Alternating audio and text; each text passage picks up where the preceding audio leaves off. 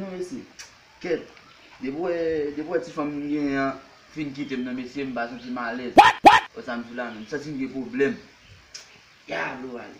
Lo sa mda fe la, mge da map chèche, parce mba o ti fam nan otan map chèche l bay sa. Ket pou mda rekonsidye an sa mavel, sa ti nge problem men. Oh, chéri! Ou do nan avem? Se ou... Se mba so, ou te di mou kitan sa mavel, eske tou nan sa mavel? Ket, ase, ou wan... Chéri fò pa fèm soufri, ou wan... Ase...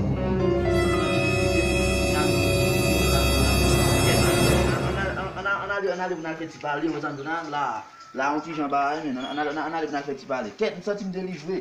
Fòm men tou nan sa mavel, ket men.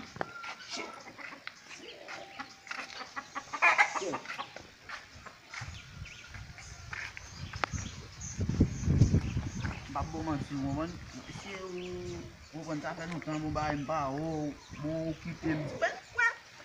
Kade, bam sou bagay. Kade, wè sou ta avèk lot gason? Sou ta avèk lot gason, kade ma fout ki bo. M'koupe koko. Paske m'dou, mwen men, se nek so la, se nek so la pou la vi.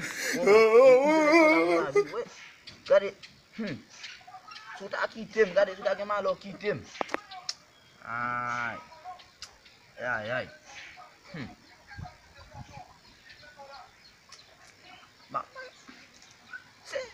Se mwen la mbap ban nou manti mesye.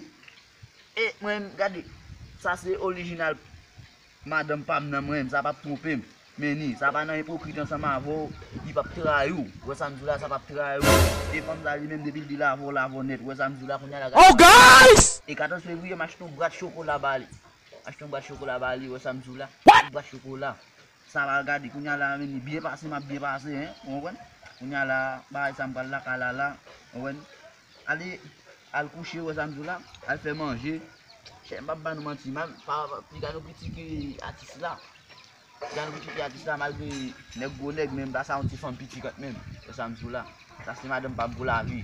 Ouwen? Pas un show. C'est un réel plaisir pour me dans sama avec nous jodi a wè samzou la. Artiste pa nou pour la vie.